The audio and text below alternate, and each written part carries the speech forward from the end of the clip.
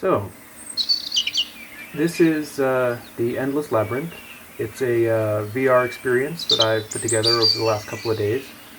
I decided, since I had a long weekend due to the July 4th holiday, to spend that time doing something new and interesting. And I've had an Oculus Rift for almost a year now, and I've played lots of games and demos and stuff, but I've never actually made anything myself, which, being a developer kit, it's for people to make things with.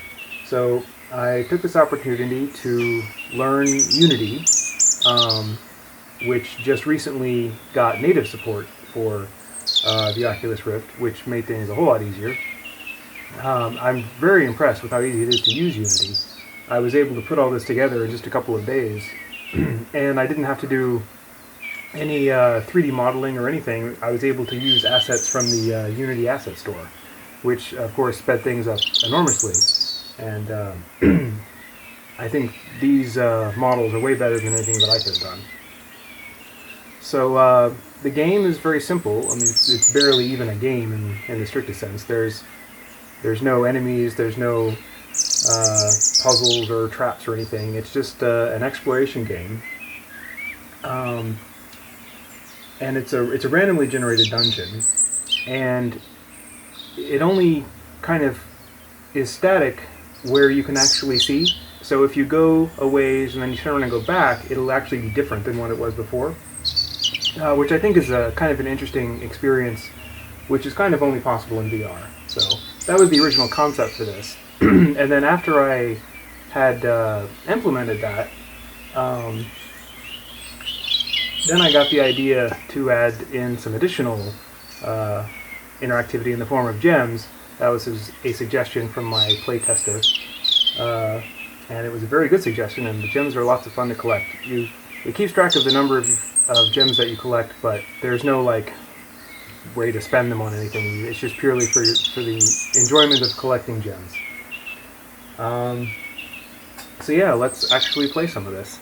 I'm currently playing it with a Xbox controller. That's pretty much my favorite way to interact with VR currently, until they release the Lighthouse or the Oculus Touch. That would be pretty neat. So, some gems right at the start, and you can see whenever you pick one up, it tells you a number, and that number just goes up the more you get. So, I always put one right there at the beginning, and then that second one was just randomly spawned. And every time you pick one up, another one spawns randomly somewhere nearby. And so I will have to go and find them. Now, I made it generate randomly by using kind of a tile-based system. So there's a series of a dozen or so different rooms, essentially. And it picks them at random. Oh, hello. This is one of the special ones. It has statues in it. These are kind of rare. Fun things to find in the Labyrinth are statues. These are panthers, I think, officially. They look more like just cats, though, to me. I don't know. I guess if they were colored like panthers, they would. Speaking of cats, my cat is yelling in the background there. Probably hear that. Let me see what else I can find. Oh, so I was saying about the tile-based system. So there's a set of rooms, one of which has panther statues in it. Others are just mazes or other types of things. And it picks them at random and rotates them randomly and that sort of thing. So it's going to be different every time you play, of course. There's some more gems here. There's 10 different shapes of gem and all different colors, and those are randomly mixed and matched. And of course the sizes are also randomly assigned. So try to get as much variety as possible with the minimum number of actual assets. So let's see what else we can find. Oh, sometimes you can see the gems, they spawn up in the air, and then they can fall. Sometimes they'll land on top of statues or on top of walls, and sometimes you can spot them off in the distance when they spawn and fall. which I think is kind of fun. Adds a bit more movement and life to the game.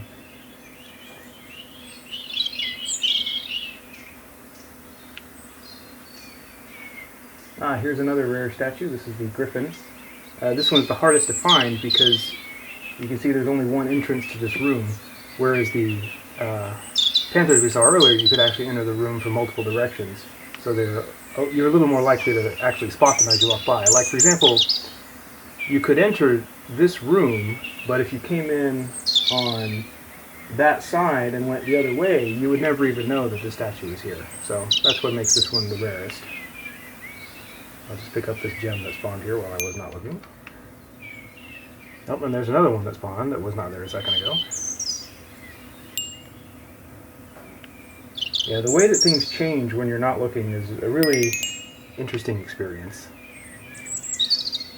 And I'm very pleased with how it came out, because when I had the idea, I had no idea, you know, how it would actually... Oh, there's a gem up on top of that wall there. And I made sure that the collisions were set up so that you can pick them up even when they're way up there. The only places... They will sometimes spawn where you can't reach them, but that's only if it's too far away horizontally. Your vertical reach is quite high. And basically I had to kind of limit it so that you wouldn't actually pick up things on the opposite sides of walls, because that would be a little bit weird. But like, for example, if one spawned up on top of that, you wouldn't be able to reach it. But of course that's not going to happen very often just because it's such a small area.